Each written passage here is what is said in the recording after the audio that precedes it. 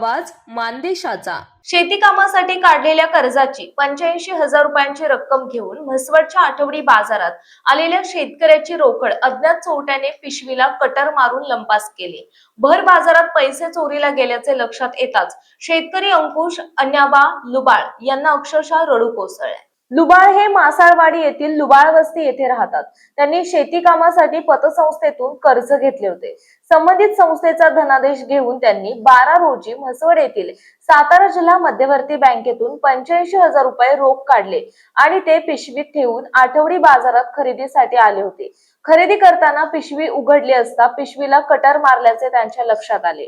पिशवीतील वस्तू तपासल्यानंतर रोख रक्कम गायब असल्याचं समोर आलं। यावेळी सामाजिक कार्यकर्ते धनाजी शिंदे यांनी त्यांची विचारपूस करून तात्काळ पोलिसांना माहिती दिली। पोलीस कर्मचारी बाजारात दाखल झाले, मात्र तोपर्यंत चोरटा पसार झाला होता। म्हसवडचा आठवडी बाजार हा मान तालुक्यातील मोठा बाजार असून येथे वारंवार चोरीच्या घटना घडत असल्यास आठवडी बाजाराच्या दिवशी पोलिसांची नियमित गस्त ठेवावी अशी मागणी नागरिकांमधून होतीये। या प्रकरणी लुबाळ यांनी पोलिसांमध्ये तक्रार दाखल केली असून तपास सुरू आहे। मानसोफेर न्यूज संपादक बापूसाहेब मिसा, वरकुटे, बलवडी। आपल्या जिल्ह्यातील तालुक्यातील लेटेस्ट बातम्या पाहण्यासाठी आजच मानसोफेर न्यूज चॅनलला YouTube वर सबस्क्राईब करा आणि बेल आयकॉन प्रेस करा।